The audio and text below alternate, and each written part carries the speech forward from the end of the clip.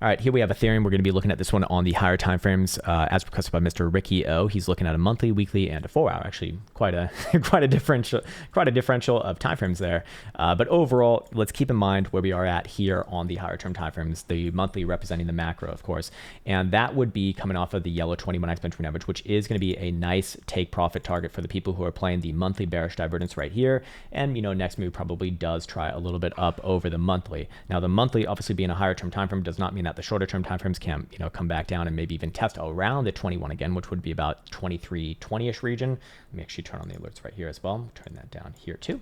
And but if we go down to your next time frame, like the weekly, what are we looking at right here? Well, you see local resistance right around about 2850 to about 3000 on a time frame like this. But here's the thing, I actually do think that Ethereum does have a chance here, at least for an extension of this rally. We'll come down and talk about validation conditions for that, but right now on the weekly, it should be known that weekly RSI does have 1, 2, 3 drives, actually 4 drives of potential hidden bullish divergence right here. This would be a really aggressive one, though. It's usually not the best sign if you're dipping into the bearish control zone for those sorts of reads or those sorts of signals, but it is there nonetheless. And we do see that volatility is actually starting to rise here too. So I would be looking at that as a signal that you're probably looking for a bit of a bouncy bounce into February, similar to Bitcoin as well. Looking at momentum oscillators over here, like stochastic momentum, we do see long-term timeframes like the monthly are coming hard down below 37.32. So long-term, I do think that this is corrective. And so if this bounce does get going, I'd still be on lower high watch. I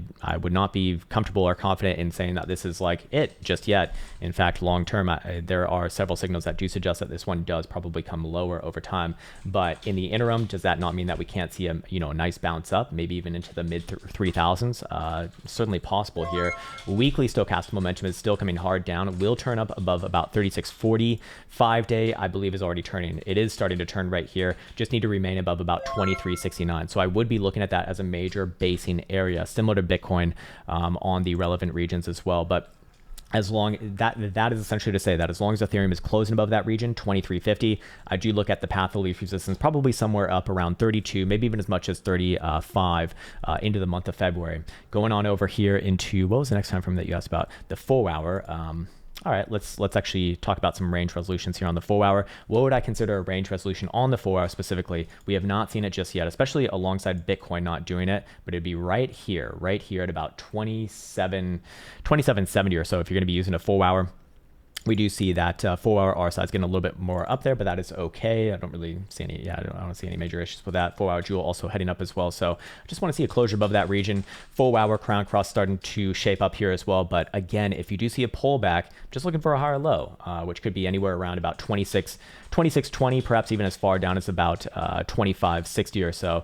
Ultimately, I do think that this one has a higher probability of breaking out to the upside than the downside, but I'd still be using this area right here to mediate it. And then what would be the target after that on the daily specifically? Probably somewhere over the next few weeks here, somewhere around the 55, which is just under 3200 right now.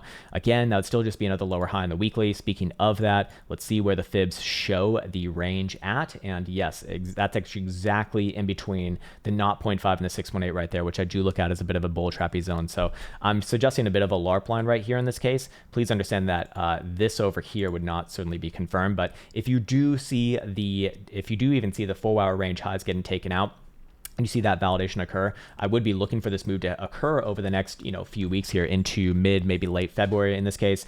And then the question is, after it does get somewhere between about, let's say, 29 and 3300, I would be looking to see on the next pullback, does it set in a higher low or not? If it sets in a higher low anywhere above about 2600, that'd be a really, really good signal, and your confirmation of long-term bullishness with moon boy targets yet again relevant. I don't know about moon boy targets, but probably like 5,000 plus would be with getting back above about 3,300, that 618 Fibonacci retracement right there. And your confirmation of doom time, whoops, let's maybe get rid of it. Can we do that? Yes, there we go. Well, of doom time would be maybe a shallow bounce right there into a lower high, and then specifically coming back down below about 2600. If you see something like that, very, very, very, very, very good chance that in the following months you do see this one work its way down into the mid, maybe even low $1,000 region. So I'll kind of hold off on any further thoughts from there right now. Again, I think Bitcoin's just a little bit easier to watch today, but both of them pretty much in the same area, testing around your local short and medium term time frame range highs. Just want to see it actually push on through, maybe after one more short term pullback perhaps. So hopefully that was helpful, and there you go for Ethereum, sir.